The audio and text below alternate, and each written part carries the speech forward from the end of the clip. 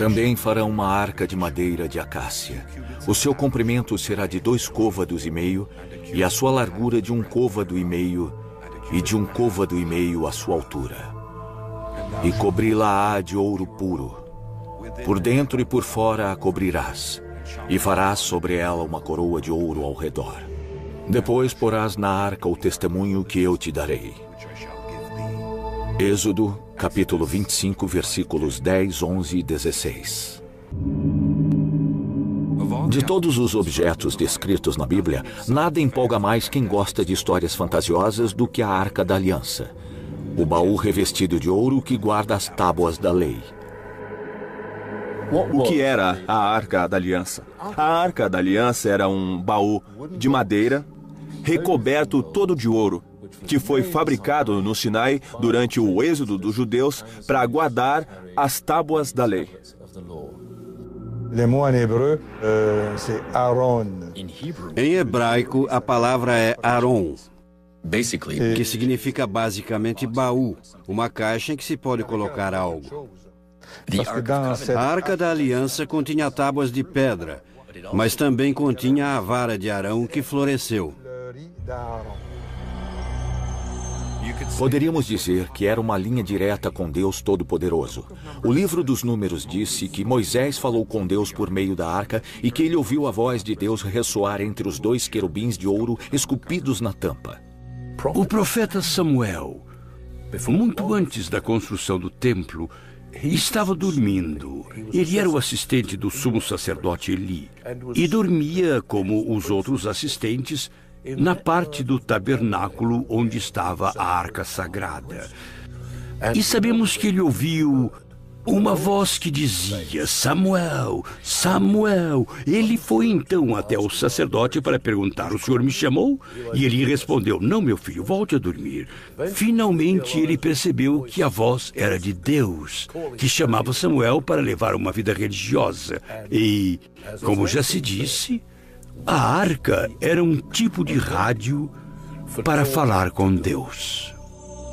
Mas, acima de tudo, foram as propriedades militares da Arca da Aliança que a tornaram a mais famosa das relíquias antigas. Seus feitos são lendários. Para os israelitas, era um escudo contra os inimigos e uma arma com propriedades formidáveis e surpreendentes. Será que há alguma verdade por trás desse baú lendário? Quando estudamos alguns grandes relatos históricos, devemos lembrar que existem 2 tipos de verdade. Existe a verdade que tem uma mensagem, que pode ou não ser histórica, porque sua mensagem é tão importante que pode ou não ser apresentada por meio de personagens históricos ou simplesmente contada como história. Uma história que tem significado é menos importante do que a verdade que ela contém. É como se você fosse a uma joalheria de grande reputação para comprar um belo diamante.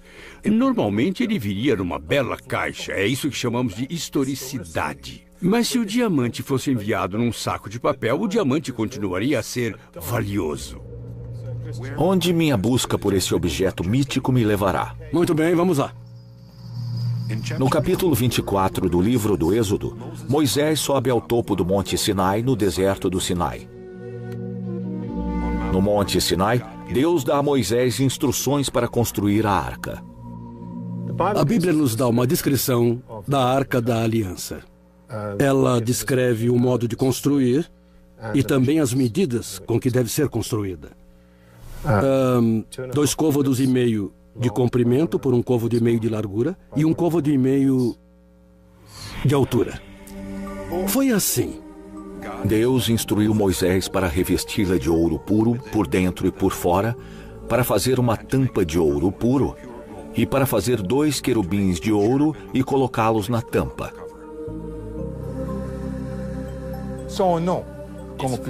O nome completo é Arca da Aliança do Senhor dos Exércitos, que está sentado acima dos querubins.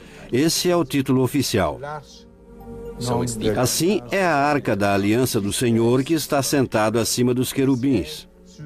Querubim é uma palavra da Babilônia que foi transcrita. Originalmente, ela era querub. Um querubim era querube, mas se forem 2 ou 3, a forma plural é querubim. Então sabemos que foi transcrito da forma plural. O que é um querube? Posso lhe dizer sem a mínima hesitação que é um leão alado. Eles deviam ser colocados nas pontas da tampa, olhando um para o outro com as asas levantadas. Eles são os protetores dos tronos divinos e dos tronos humanos. É por isso que os vemos e muitas vezes nos confundimos. Algumas das formas em que foram retratados não são fáceis de entender. Sempre os vemos representados perto de um trono ou cadeira de algum tipo. De cada lado do trono, vemos leões com asas. São as esfinges. E quando levantam as asas, eles derrubam a cadeira. Quando alguém é retratado sentado sobre um deles, isso simboliza que a pessoa senta-se acima dos querubins, protegida, completamente envolta nas asas que se fecham nas costas.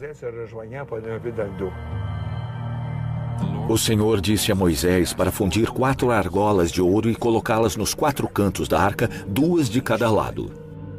Ela foi construída com barras laterais, de modo que as tribos pudessem transportá-las ao sair do Egito, esperando que um templo ou lugar adequado fosse construído para abrigar as tábuas no tabernáculo. A arca se tornou um dos principais elementos do Pentateuco, os primeiros 5 livros do Velho Testamento. O Senhor instruiu Moisés a construir um tabernáculo para a arca, uma grande tenda para protegê-la. Ele acrescentou que os homens que carregassem a arca deviam usar vestimentas sagradas. Em busca do tesouro sagrado. Em busca do tesouro sagrado. O livro do Êxodo diz que a glória eterna está dentro da arca, e onde quer que ela vá, será coberta por uma nuvem de glória como uma chama. Essa nuvem de glória guiou os israelitas em sua busca pela terra prometida. A luz que emanava da arca era tão cegante que Deus recomendou a Moisés que a cobrisse com um véu para se proteger. Parece que a própria arca também tinha o poder de destruir.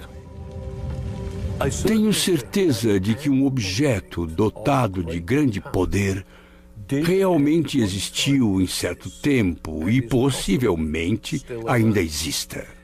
Eu também penso que ele pode não ter nada a ver com o Deus de amor, que é o Pai de Jesus. Poderia ser simplesmente algo que um técnico egípcio muito inteligente criou e que poderia realizar todo tipo de truques estranhos. O segundo livro de Samuel relata um incidente revelador, para dizer o mínimo. Enquanto a arca estava sendo carregada em um carro de boi, um dos israelitas, um homem chamado Osa, estendeu a mão para impedir que a arca tombasse e imediatamente caiu morto. A arca era aparentemente dotada de propriedades mágicas. Se você a tocasse, levaria um choque ou poderia até morrer. Existem relatos de um homem que estendeu o braço para segurar a arca que estava sendo transportada e foi atingido por um choque que o matou. Bom, meu interesse pela arca me levou a realizar experiências nela com eletricidade estática. É um veículo perfeito para acumular muitos milhares de volts de eletricidade estática, que ao serem descarregados em alguém que esteja em contato com o solo, poderiam causar um forte choque. Segundo o livro dos Números, acontecia que, partindo a arca, Moisés dizia: "Levanta-te, Senhor, e dissipados sejam os teus inimigos, e fujam diante de ti os odiadores." Os homens que a transportavam carregavam-na com varas colocadas sobre os ombros, e essas varas passavam através de anéis isolantes. Estaríamos lidando com algo, com um tipo de artefato antigo com grande poder dentro dessa caixa e que fosse fatal ao ser tocado? Eu não sei, mas isso me intriga. A Arca da Aliança tinha um poder imenso. No livro de Josué, a Arca da Aliança permite que o sucessor de Moisés separe as águas do Rio Jordão para que os israelitas possam cruzá-lo a pé. A arca foi um auxílio a Josué novamente durante o cerco de Jericó. A cidade não se rendia e Josué disse aos sacerdotes que guardavam a arca que circulassem as muralhas da cidade com a arca. No 7º dia, as muralhas de Jericó desabaram. Por algum tempo, a Arca da Aliança e seus poderes misteriosos continuaram a guiar os israelitas para a Terra Prometida. A Arca da Aliança é um ícone do Velho Testamento. Mas de onde vieram essas histórias? Quem as escreveu? O texto do Velho Testamento cobre um período de 1000 anos. Uma comunidade aprendia as histórias de outra comunidade, que já havia aprendido as histórias de outras comunidades e etc. Foi uma verdadeira cadeia comunitária. Em certo ponto, as histórias eram tão conhecidas que começaram a ser um pouco transformadas em diversos idiomas. E como resultado, acabamos com textos diferentes e variações diferentes das mesmas histórias. Então, quem escreveu a Torá? Posso lhe dizer, mas não tenho certeza absoluta de estar certo. Seus espectadores vão reagir e dizer, ele está especulando. Na maior parte, a Torá foi escrita depois do exílio. Conforme as pessoas voltaram, elas desenvolveram a teologia da Terra Santa, da Terra Prometida, e quiseram legitimar esse presente. Pedaços de conversas, arquivos e textos foram usados, desenvolvidos e comentados para criar a Torá. Os primeiros 5 livros do Velho Testamento formam o Pentateuco, um conjunto de documentos escritos também conhecidos como Torá, e que estão no cerne do judaísmo. A Torá é outro texto básico que a própria Bíblia diz não ser muito antigo. Ela foi descoberta no reinado de Josué em 610 a.C., antes da queda de Jerusalém. A Torá foi criada por um grupo de pessoas que precisavam dela. Tradicionalmente, esses livros são atribuídos ao próprio Moisés, o que é impossível. Um desses livros, o Deuteronômio, conta a morte de Moisés e os eventos que aconteceram depois disso. A menos que ele tenha escrito do além, não há forma de Moisés ter escrito o livro do Deuteronômio. O que exatamente sabemos sobre esse homem chamado Moisés? Como um historiador honesto, não posso afirmar que poderia provar que Moisés realmente existiu, nem que houve um êxodo, do mesmo modo que posso provar que soldados corajosos canadenses, australianos e britânicos derrotaram Hitler. Nós sabemos que isso aconteceu porque está documentado. E existem muitas pessoas ainda vivas hoje em dia que viveram esses combates. Não temos esse tipo de provas históricas no que se refere a Moisés. Mas nada nos obriga a lhe recusar uma existência histórica. Eu não chego a acreditar que ele seja um personagem de ficção. Ele não é o tipo de personagem de ficção que inventaríamos. Ele é realista demais, é humano demais. E é inacreditável demais em certo sentido. Ele possui as contradições que esperaríamos de um ser humano.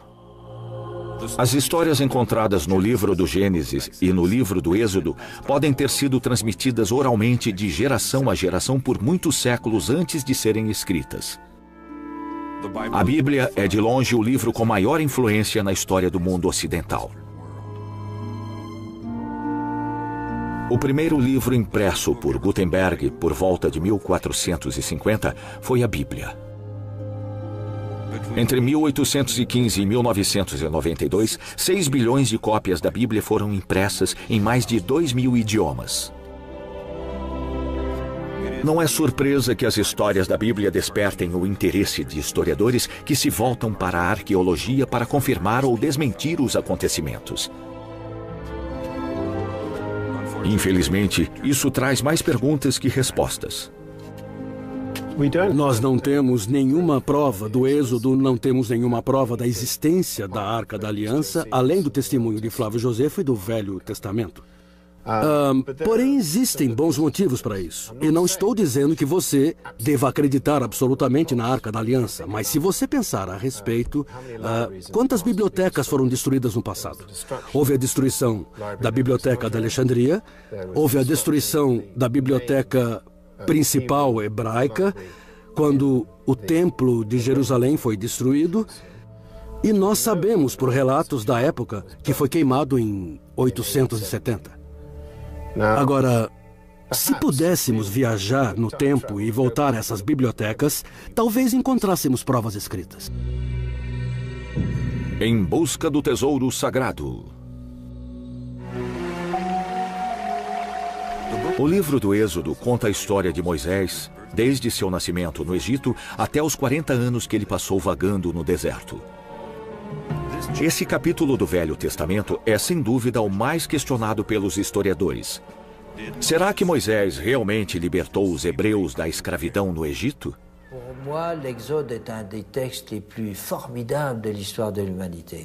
Na minha opinião, o Êxodo é uma das histórias mais desafiadoras do passado da humanidade. Por quê?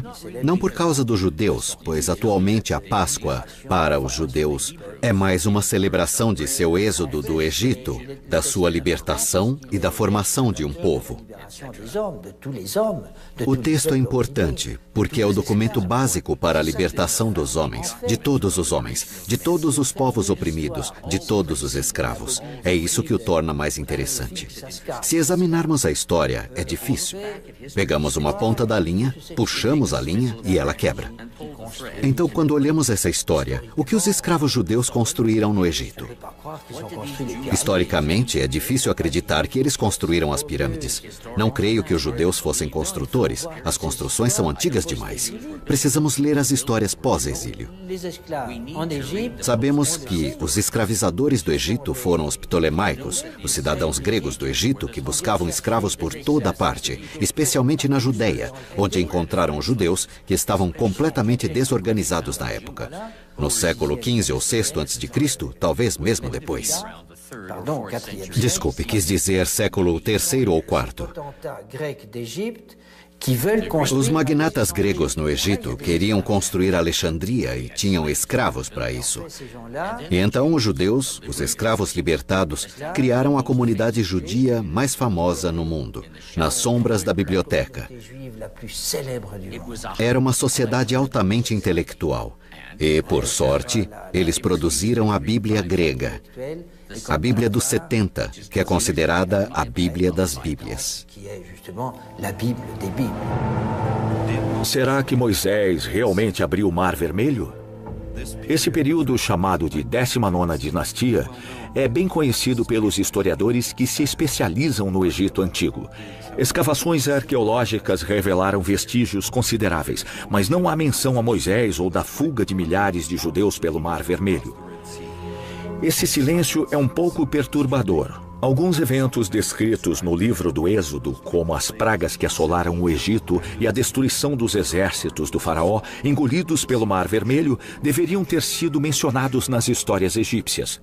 Uma das perguntas que passam pela minha cabeça é por que, tendo concordado que Moisés pudesse levar seu povo para a liberdade, o faraó de repente mudou de ideia e enviou os melhores soldados egípcios para persegui-los e levá-los de volta. Eu até ouso sugerir isto. Moisés não construiu a arca como está no relato bíblico. Ele foi criado como um príncipe do Egito e sabia o que era, conhecia seu poder e levou-a consigo. E quando o faraó descobriu que aquela arca única, incrível, poderosa e muito valiosa havia desaparecido, ele ficou completamente furioso e disse a seu general da cavalaria: traga-o de volta, custe o que custar. E esse preço foi a morte dos melhores soldados do exército egípcio. No livro do Êxodo, Moisés encontra Deus no Monte Sinai, na cadeia das montanhas do Sinai. O Sinai é uma península egípcia triangular com uma área de aproximadamente 60 mil quilômetros quadrados, limitada ao norte pelo Mar Mediterrâneo e ao sul pelo Mar Vermelho. A área sul dessa península é muito montanhosa. Segundo a tradição, é ali que fica o Monte Sinai. Têm sido realizados estudos arqueológicos em toda essa região. Os cientistas encontraram artefatos que provam que a área era habitada durante o período neolítico. Porém, eles não encontraram nada que indicasse um êxodo em massa, nem uma ocupação significativa. No máximo, as cerâmicas e esculturas indicam que as montanhas podem ter abrigado pequenas comunidades que faziam adorações religiosas. Embora seja improvável que o Moisés descrito na Bíblia tenha realmente existido, os historiadores acreditam que essa lenda foi inspirada por um homem real, sem dúvida o chefe de um clã da tribo levita, uma comunidade que vivia no extremo sul da terra de Canaã, a terra prometida dos israelitas. Quando nós examinamos o solo de Canaã, nós vemos uma coisa muito interessante. No final da Idade do Bronze, nós temos os traços clássicos de assentamentos, nós temos cerâmicas elaboradas e muito bem decoradas, nós temos urnas funerárias sofisticadas.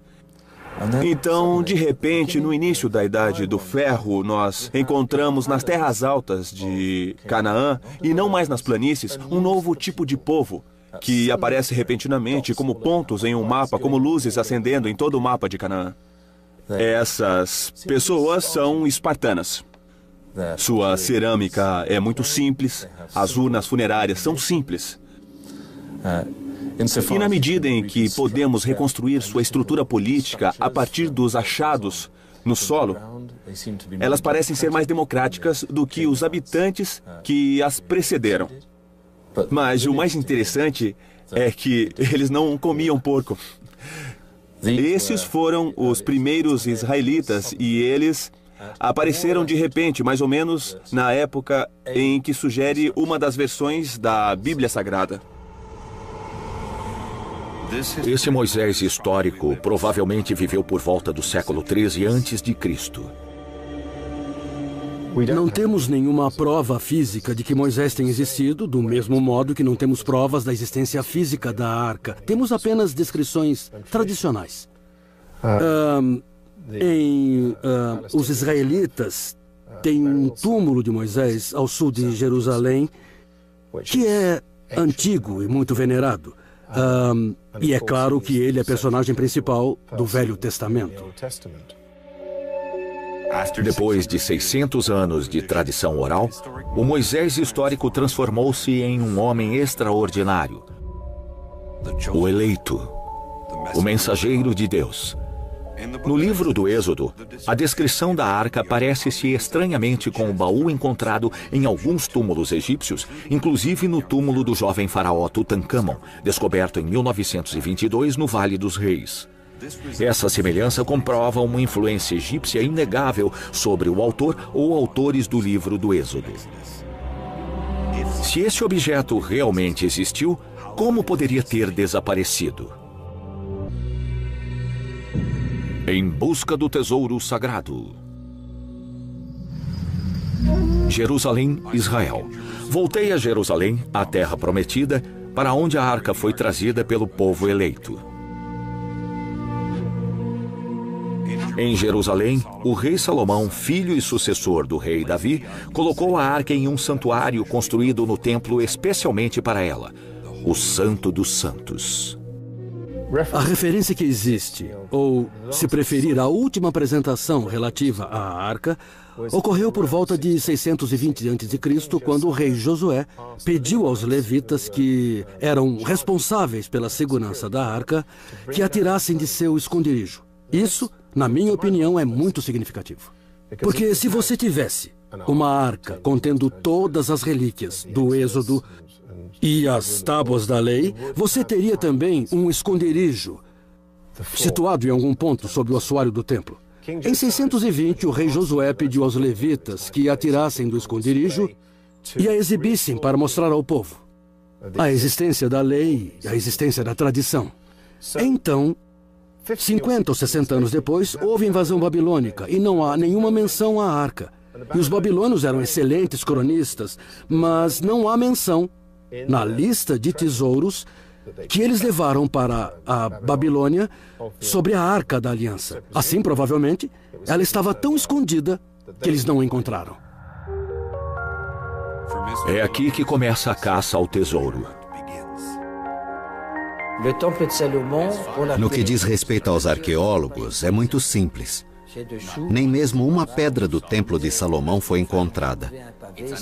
Ele está enterrado embaixo do piso. Se fôssemos remover parte do piso, isso provocaria mais agitação do que se pode imaginar. Então o Templo de Salomão não pode ser escavado. O Templo de Herodes poderia ser um bom candidato, mas se estiver localizado no mesmo ponto, não encontramos nenhum traço dele, e não há pesquisas arqueológicas. Por enquanto, esse é um elemento estritamente histórico. Existem textos e descrições escritas, desenhos, há pessoas que tentaram reconstruir o templo, mas não sabemos muito sobre o templo original. É difícil duvidar da existência do templo, pois tanto se falou dele. E mesmo para os cristãos, Jesus disse: o templo será destruído e eu sou o templo. Se acreditarmos que Jesus estava falando a verdade, então ele deve ter visto o templo. Se você andar ao redor de Jerusalém, deve admirar a forte muralha ao redor da cidade. É uma estrutura poderosa. Ela não foi construída por causa de uma sauna ou de um estádio. Foi um grande templo. Bom, devo dizer, uma enorme muralha ao redor do templo de Herodes, que agora se acredita ter sido inspirado pelos romanos. O motivo pelo qual Nabucodonosor não pegou a arca é porque quando ele chegou ao Templo de Salomão, ela não estava mais lá. Então, o que aconteceu com a arca depois da sua última apresentação documentada no Santo dos Santos em Jerusalém? Ninguém sabe e existem muitas hipóteses. Existem várias teorias sobre o que houve com a arca. Segundo uma dessas teorias, a arca está agora em uma caverna perto do Monte Sinai. Supostamente, antes das invasões babilônias, o profeta Jeremias levou a arca para uma caverna perto do ponto em que Moisés viu a sarça ardente e ela ainda está lá. Depois do templo ser saqueado por ondas de invasores, ela poderia ter sido levada pelos assírios, ela poderia ter sido levada pelos babilônios, ela bem poderia ter sido oculta por um dos sacerdotes ou profetas em alguma caverna segura nas montanhas. Ela poderia ter sido oculta pelos Qumran, onde os pergaminhos misteriosos foram achados. Ela poderia ter sido levada para a Etiópia, e isso implica um romance entre o rei Salomão e a rainha de Sabá. A arca pode ter ficado segura em uma pequena aldeia no norte da Etiópia. Essa hipótese é apoiada por fontes bíblicas e por uma longa tradição oral. Se nós procurarmos o último local da arca, procuramos por uma dentre muitas hipóteses, e a hipótese da Etiópia, que diz que ela está em Aksum, na Etiópia, é tão forte quanto as outras. Os próprios historiadores etíopes rastreiam os eventos até um de seus melhores governantes antigos, um homem chamado Menelik, cujo nome é traduzido como Filho do Homem Sábio. E quando lemos o encontro entre o rei Salomão e a bela rainha negra de Sabá, temos de lembrar que um dos livros da Bíblia é chamado de o Cântico dos Cânticos, ou o Cântico de Salomão. E ele é um belo texto, muito erótico, um poema de amor que fala de uma bela mulher negra. E supomos que o próprio rei Salomão escreveu o poema. Também existe uma referência E sabemos como as frases da Bíblia podem ser indiretas, em que se diz simplesmente: ela ficou maravilhada com a sabedoria de Salomão, e ele lhe deu tudo o que seu coração desejava. Isso pode ser uma frase simples para dizer que ele a engravidou. Então, de volta a Sabá, a bela rainha negra está esperando o filho de Salomão, a quem dá a luz, e quando ele chega à idade adulta, ela lhe conta quem seu pai realmente é e diz: sei que será bem recebido, você quer conhecê-lo? Existem relatos no folclore e na história da Etiópia sobre como Menelik viajou.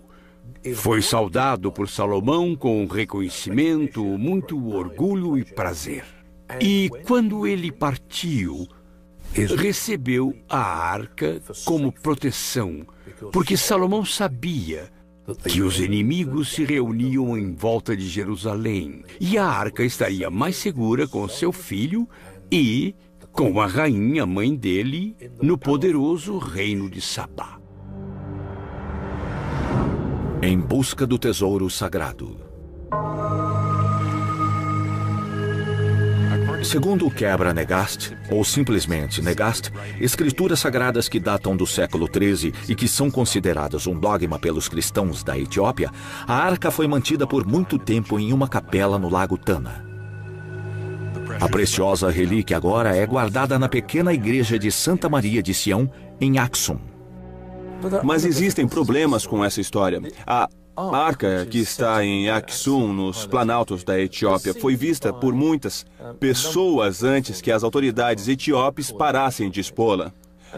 E claramente ela é um objetivo cristão medieval e ela tem cruzes em sua superfície, não se parece em nada com a arca carregada pelos israelitas através do Sinai.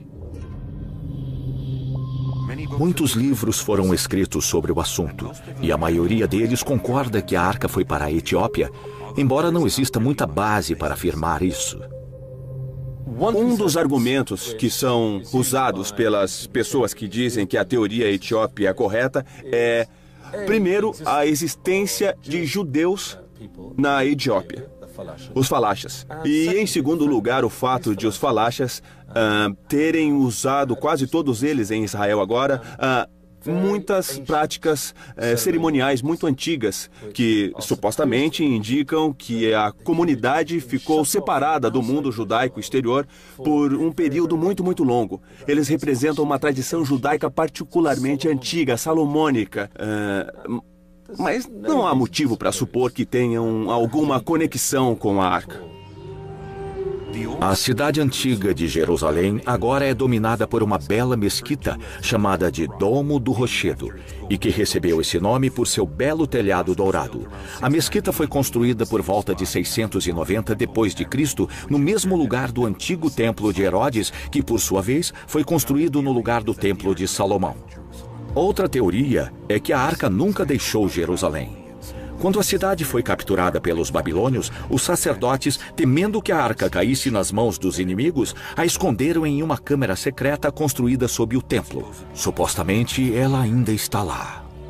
Isso é interessante, porque não existe, até agora, não há evidência física, não há prova física da existência do Templo de Salomão. Por outro lado, é impossível escavar na montanha do templo, porque é um local muito sagrado, tanto para o Islã quanto para o judaísmo. Então, a existência de um templo é muito importante para tudo isso. Sem um templo, não existe a história da arca. Então, depende do que se quer procurar primeiro. Graças ao trabalho de construção feito no século XIX, sabemos que embaixo da mesquita existem numerosos túneis e câmaras subterrâneas que até hoje não foram explorados. Warren, o grande engenheiro britânico que supervisionou a construção na montanha do templo e que a conhece mais do que todos, mais do que qualquer pessoa, estava interessado em encontrar a arca. Ele sabia que ela podia estar escondida sob a montanha. Mas a área é tão vasta e tão difícil que, mesmo tendo permissão para procurar, ele não encontrou, embora achasse muitas câmaras e muitos túneis.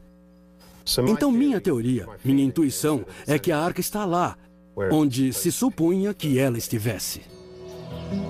A área do Domo do Rochedo foi também o local da sede dos Cavaleiros Templários, uma ordem de cavaleiros de natureza militar e religiosa no século XII. Durante sua ocupação do templo, de onde vem o nome Cavaleiros Templários, esses monges militares que se tornaram lendários descobriram muitos tesouros ocultos, inclusive a Arca da Aliança. Eles a levaram secretamente de Israel para a Europa e a esconderam de novo. Em busca do tesouro sagrado.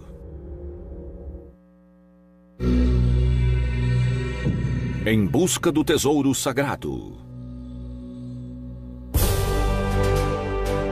Eu creio que se encontrassem a arca, que motivos teriam para mudá-la de lugar?